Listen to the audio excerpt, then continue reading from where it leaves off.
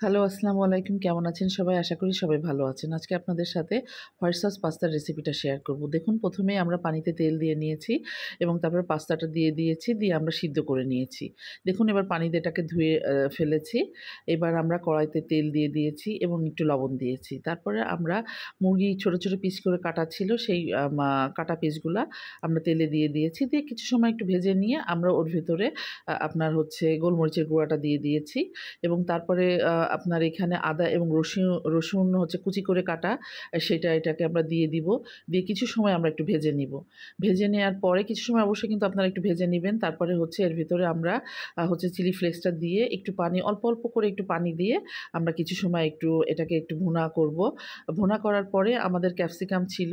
ক্যাপসিকামটা হচ্ছে আমরা দিয়ে দিয়েছি। দিয়ে এখানে চাইলে আপনারা হচ্ছে অন্য কিছুও দিতে পারেন। দিয়ে আমরা এবার এটাকে একটু হালকা সময় নেড়ে নিব।